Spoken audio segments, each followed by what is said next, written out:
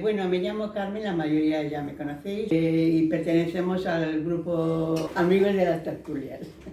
El título era Este significado de las palabras.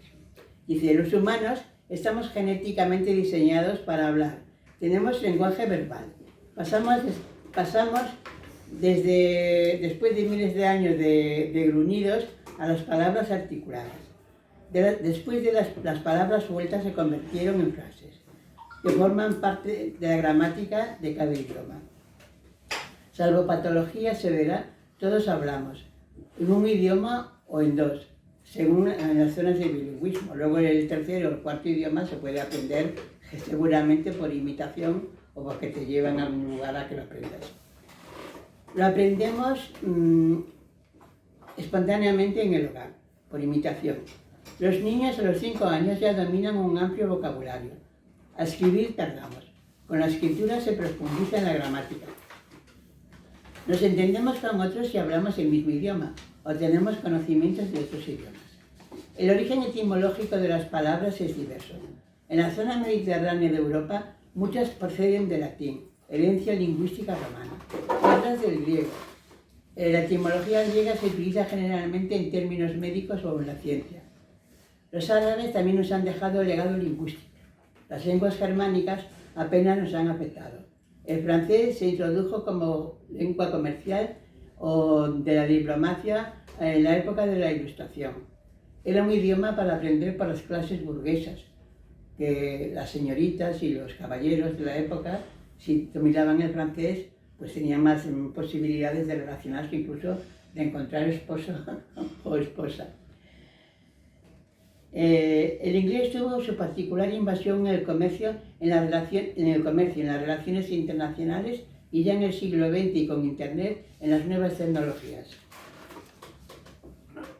Palabras como trading talk, WhatsApp, email, shopping, etc. forman parte de nuestro vocabulario, así como otros, como el metaverso, algoritmos, ciberespacio. Estos no son, bueno, ya luego lo explicará él que sabe más de esto. Los diccionarios son grandes catálogos de palabras. Algunos de los que tienen catalogadas ya apenas se usan, y otras se usan pero aún no están incorporadas. Las palabras, sobre todo las habladas, no son inocentes, tienen su significado. Cuanto más abstracta es una palabra, más significados tiene. Por ejemplo, democracia. Las palabras más significativas en todos los idiomas son vida y muerte, amor y odio, Dios, hombre, libertad, tiranía, salud, enfermedad y felicidad y desdicha. Las palabras proceden de nuestros pensamientos. Están sujetas a las convenciones sociales. Cuando hablamos, el juicio ajeno siempre está presente. Somos receptores cuando escuchamos y emisores cuando hablamos. Nuestro léxico refleja nuestra personalidad, conocimientos, intereses, emociones e ideología. Lo dicho queda. Pueden alejarnos las palabras o acercarnos a los demás. Cada cual tiene su particular inteligencia verbal, que no significa cantidad, sino calidad. Parece que los buenos lectores se expresan mejor, al conocer más palabras y sus significados. Las palabras tienen contenido psicológico y sociológico. Pueden calmar, irritar o aburrir. Ser hipócritas o verdaderas. No siempre decimos lo que pensamos, por diversas razones.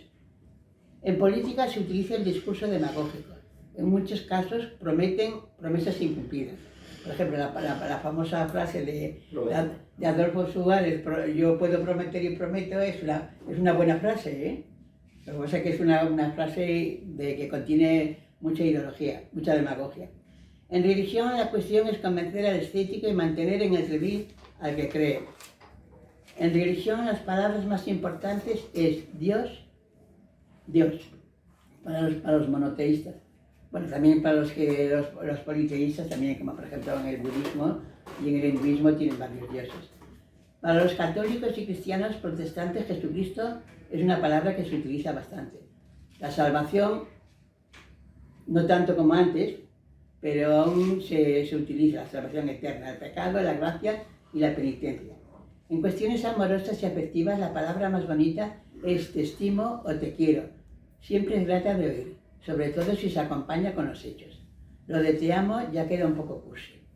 En nuestra mente almacenamos miles de palabras, En un minuto podemos decir hasta 150. Con las palabras entendemos y comprendemos el mundo. Las palabras nacen, se mantienen y mueren, cuando ya no las necesitamos. Las mejores palabras son las que conducen a las mejores razones. Los eufemismos son trucos para no nombrar la cosa. Por ejemplo, recalificación de suelo disimula la especulación. Reajuste laboral indica posibles despidos. Los liberales más radicales apenas usan la palabra capitalismo, porque tiene connotaciones de explotación laboral y abuso de poder de los ricos contra los pobres. Cada profesión tiene sus palabras clave. Las menos entendibles son las de la jurisprudencia o la de los diagnósticos médicos. Bueno, y la de los prospectos de las medicinas. Desde el punto de vista ético no podemos ir por la vida con absoluta libertad de expresión. Si queremos evitar conflictos, hemos de mantener el control. El exceso de espontaneidad no es una virtud. En una conversación hay que guardar las formas. El que las pierde es mal considerado socialmente. Actualmente no se suele utilizar la palabra marica, chullido, subnormal, son socialmente inadecuadas. Ahora tampoco se utiliza ahora la palabra discapacitado. Ahora se ha empleado un eufemismo que se dice diversidad funcional, que es un eufemismo. Hay frases que han pasado en la historia por su significado metafórico. El hombre es un lobo para el hombre. La religión es un opio del pueblo. Por ejemplo, el lobo es una metáfora de un depredador. Y el opio significa, para que quiera entenderlo, es adoctrinamiento. Este año pasado se han escuchado palabras y frases como trans, neofascista, negacionista, homofobia. Son unas palabras que se han utilizado bastante este año, porque cada año, según las noticias y los acontecimientos que se van sucediendo, se ponen de moda, bueno, y también las ideologías ponen de moda unas palabras u otras. Ya concluyo. Las palabras tienen su fuerza y sus límites. El arte de la conversación es claro, decir lo adecuado en el momento oportuno y en el lugar preciso, sin pedantería, sin fanfarronadas. El exceso de timidez perjudica. Hay que atreverse a hablar. No siempre podemos evitar las controversias. Es necesario un buen tono de voz, ni muy bajo ni muy alto. Nuestras palabras requieren una puesta en escena que suelen ser automáticas.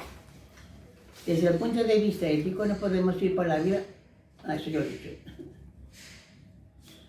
Sin embargo, basta una palabra fuera de lugar para causar un problema. Ser un buen conversador significa ser un buen oyente, alternando silencios con palabras.